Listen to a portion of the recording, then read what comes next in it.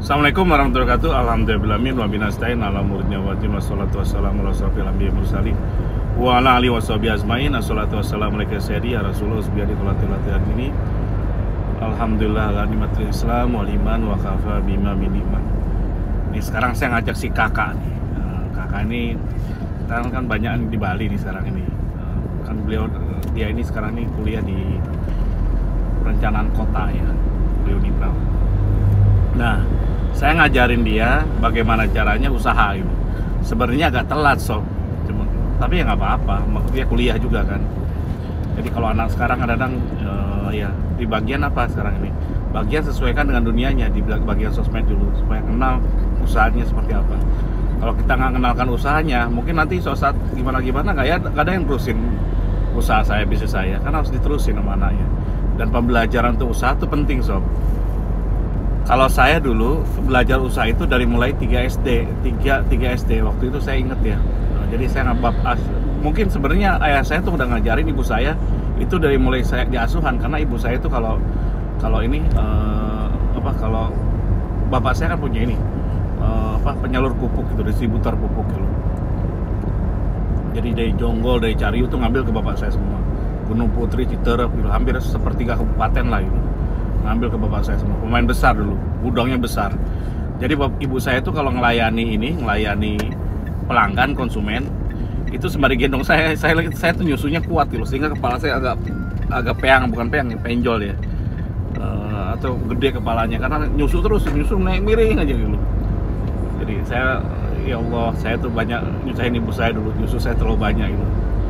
Jadi itu, nah itu dia. Jadi ibu saya ngajarin di situ. Jadi dia mulai asuhan tuh dari sembari ini, karena orang tua saya itu punya anak 9 gitu, 10 dengan anak angkat gitu, dipasnya 10 gitu. Bayangkan coba. Jadi intinya itu, jadi ya udah Brenten gitu. Oke. Terus saya belajar usaha itu ketika ya saya punya kulkas. Zaman dulu punya kulkas itu barang mewah karena orang-orang tertentu aja yang punya. Mungkin di sekecamatan cuma punya 5 orang, 6 orang aja, salah satunya ya saya. Tapi kulkas itu dioptimalkan, modelnya kayak freezer gitu.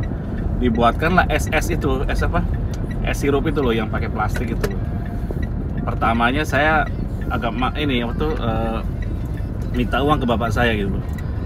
Biasa kan tukang minta, ini apa lu, kamu kok gak kasih Ucup tuh? Ucup kan itu jualan gitu. Jualan apa? Es limun itu loh, yang dari bapak saya. Jadi ada 3 orang yang jualan keliling gitu. Jadi intinya itu 3 atau 4 orang. Nah, kamu jualan aja dia supaya kamu dapat duit loh. Saya bilang, lah Pak, saya bilang, dia kan orang susah, kita orang mampu, anggaplah orang kaya gitu. Ngapain saya harus itu, kan tinggal minta, kamu gak boleh gitu, usaha dari awal gitu kayak dia. Gimana caranya kamu dapat duit sekarang ini? Nah dari situ saya udah terbuka pikirannya. Jadi akhirnya saya belajar, diajarin mental untuk jualan. Tadinya malu saya, akhirnya nggak malu. Ini dengerin Kak, ayah tuh dari 3 SD loh jualan. Ini ada si kakak soalnya muntah aja. Nanti pulangnya saya tinggal di kantor, pulangnya sama staff saya seumuran dia gitu. Jadi yang untuk bagian Ubernya. Nah terus jualan itu, dan ketika 5 SD saya sudah bisa jualan majalah itu sendiri. Jadi bukan usaha saya lagi, majalah. 5 SD saya udah majalah. Dan alhamdulillah pada 5 atau 6 SD saya udah punya kios gitu. Cuman sayang, kiosnya bangkrut gara-gara apa?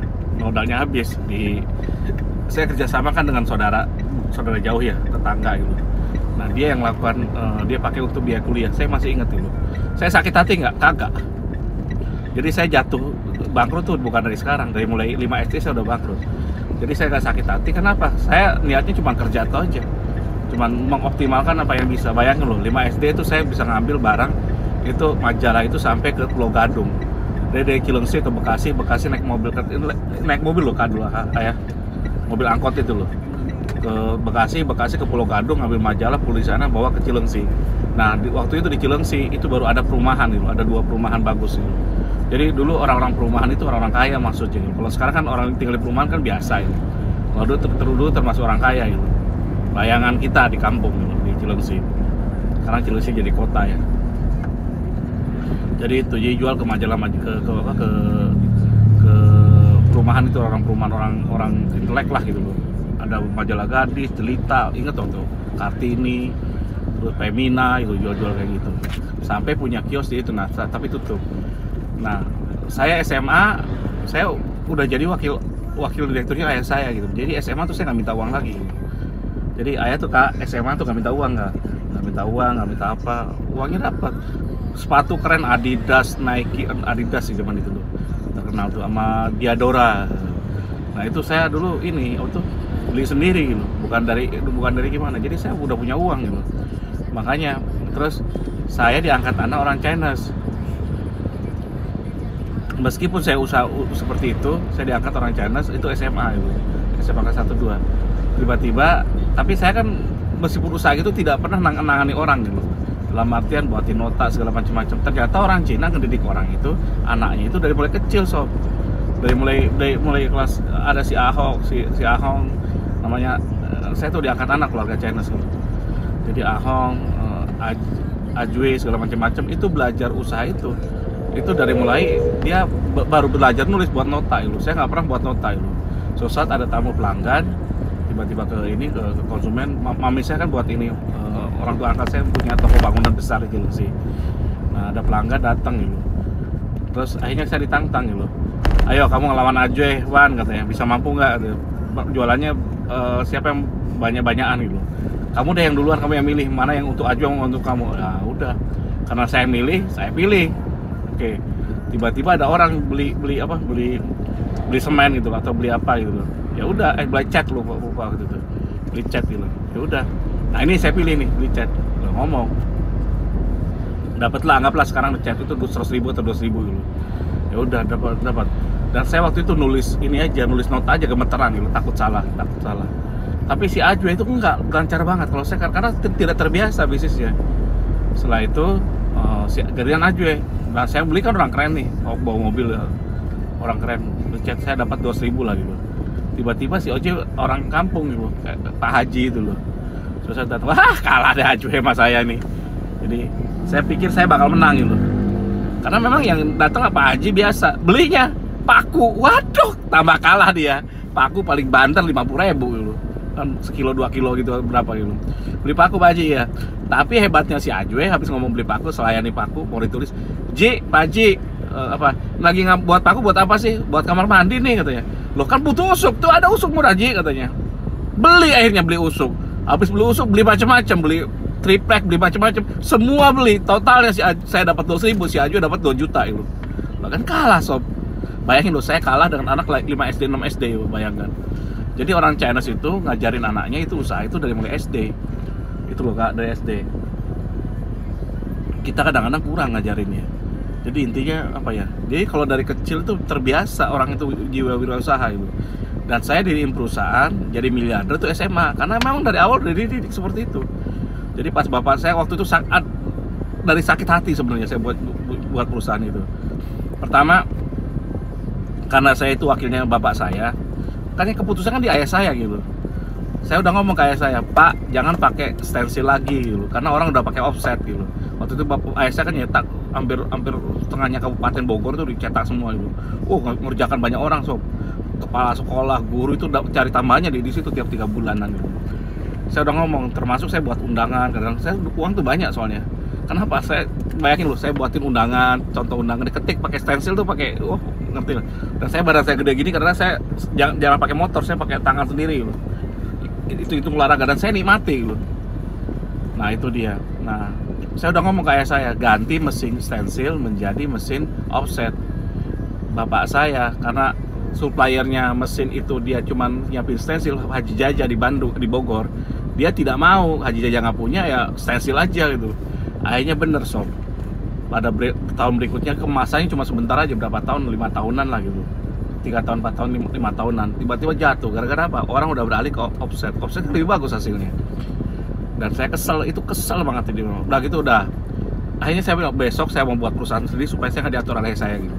Terus yang kedua, kejadian kesel yang kedua adalah apa?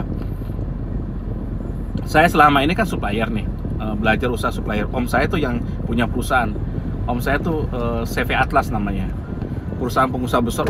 Kalau ke rumah saya itu bawa mobil Mercy dong. Jadi zaman dulu Mercy itu luar biasa Kak, ininya masih 300 itu loh, kayaknya gitu. Datang ke rumah bawa Mercy gitu. pakai supir gitu. Kayak pakai jas, pakai ini. Jadi saya belajar lihat pengusaha hebat tuh pertama om saya, Om Yanto namanya. Tapi dia bangkrut terakhirnya. Bangkrutnya apa? Riba, sob. Kalau dia punya pabrik, bangkrut riba. Tapi jangan ditiru lah bangkrutnya. Jadi intinya gitu. Om saya ini hebat tuh. Jadi tipikal dia, pakai jas, pakai dasi, pakai gak keren lah gitu. Nah dia kan nyuplai di daerah Cilengsi sama daerah ke Jakarta itu. Sebelum ke Jakarta mampir dulu. Akhirnya karena dia sering mampir ke rumah, Om jualan apa gini? Yaudah kalau gitu yang di pabrik di Cilengsi saya yang nyuplai Om katanya. Oh iya kamu yang datang lah. Ya udah. Akhirnya saya datang ke pabrik segala macam-macam. Pabrik jualkan pakai nama CV Atlas gitu. Usahanya Om saya. Ya udah saya dapat duit, dapat kelebihan. Waktu itu modal saya udah punya 50 ribuan lah gitu loh. 50 ribu tuh tahun berapa tahunnya lalu, 30 tahun lalu tuh 30, pokoknya udah lama. Itu besar uangnya kok. Mungkin anggaplah 5 juta lah sekarang ya. Dapat untung segitu gitu. Jadi intinya pas dapat segitu ada satu perusahaan gitu loh mau nyuplai yang tertentu gitu. Nah om saya nolak sob, nggak mau dia suplai barang itu. Padahal perusahaan ini bagus untuk saya gitu. Ini ya. Akhirnya gini, jangan Wan gini nih loh. Kan saya pakai CV-nya udah gitu. Ya udah kalau gitu om, kalau nggak boleh pakai CV-nya. Sedangkan dia kan perusahaan itu harus pakai ada PPN-nya kan. Ada PPN segala macam-macam, ada perusahaannya. Tidak bisa serta-merta karena saya pakai nama om saya kan nggak bisa gitu. Produknya di luar produk karet waktu itu. Om saya nggak mau gitu. Nah, tapi saya bilang, Om ini aja saya pinjam perusahaan Om, saya beli di luar gitu. Om saya nggak mau, dia maunya saya tuh suplai dari barang dia dulu semua gitu, karet semua. Padahal ini kebutuhannya kan spare part bukan karet, besi gitu. Ternyata apa coba? Sakit hati juga saya dengan Om saya. Nggak bisa. Tapi bilang kalau gitu saya mau buat perusahaan sendiri. Susah kan buat perusahaan. Nah, ketika dia ngomong sulit buat perusahaan, saat itu saya ke-trigger otak saya. Loh, saya jiwa berontak saya, semangat 45-nya keluar. Saya mau buat perusahaan. Nah, dengan modal 50 ribu saya buat CV sob. Dulu ngurusin NPWP pajak itu susahnya, PKP itu susahnya luar biasa, ke Cibinong, ke Bogor, muter. Saya SMA dan saya sudah berhasil dirikan CV lulus SMA itu. Dan dengan modal 50 ribu. Dari modal 50 ribu itu karena gini loh. Gak lama kemudian saya kuliah sebagai kerja. Udah gitu saya diterima ikatan dinas di penerbangan gitu. Makanya saya tuh basicnya pesawat terbang gitu. Jadi dulu saya ngelamar pilot gitu, tapi gagal akhirnya karena KKN ya. Karena waktu itu saya cuma jawab, how do you know about merpatin Garuda? Saya jawabnya cuma I only know merpatin Garuda only ini newspaper gitu. Di skakmat saya. Padahal saya udah PPA, udah private license saya udah punya gitu. Saya di Kecurug gitu. Nah, tinggal CPL-nya di Aussie gitu. Saya daftar penerbangan itu gara-gara dia ada ini di Australia gitu. Ada beasiswa gitu. Nah, itu yang menarik saya gitu. Gagal yang apa-apa. Ketika gagal saya pilih teknisi. Nah, pendapatan seperti itu karena sekolah saya dibiayai gitu. Dia sekolah dibiayai, terus dia udah kayak pegawai sekolah itu. Lumayan pendapatannya. Terus pendapatan di penerbangan juga besar. Jadi saya tidak pernah ngambil ini sob, gaji di perbankan atau gaji di perusahaan gitu. Jadi perusahaan itu murni adalah hasil usaha sendiri, hasil diputar di situ terus. Akhirnya kan cepat besar gitu. Setahun 2 tahun usaha saya CV itu berdiri, CV Atlantik namanya. Itu langsung besar banget sob. Dan saya udah punya aset mungkin lebih dari miliaran. Jadi saya miliarder itu ketika saya lulus SMA gitu. Umurnya masih 20 tahunan gitu. Seperti itu yang terjadi. Dan itu akhirnya apa? Kebalik posisinya sekarang. Ayah saya jadi wakil direktur saya gitu. Jadi ya, tetap yang tanda tangan BG cek segala macam ayah saya gitu. Karena dia sebagai ininya controllingnya gitu. Nah, kakak saya angkat jadi direkturnya, jadi manajernya, kakak sama kakak ipar. Kakak ipar waktu itu nikah dengan kakak saya. Dia kerja di pabrik gitu, gajinya kecil gitu, pegawai rendahan gitu. Akhirnya disuruh berhenti sama bos saya. Dia bilang, ya udah ikut saya aja mas. Dia bilang, akhirnya ikut saya gitu. Dan alhamdulillah jadi pengusaha gitu, sejak itu. Jadi intinya apa? Nah sekarang dia gantiin posisi saya dan alhamdulillah dia punya usaha yang cukup besar sekarang ini di Cilengsi. Udah survive lah gitu. Jadi itulah kejadiannya. Kenapa saya bisa kayak gini?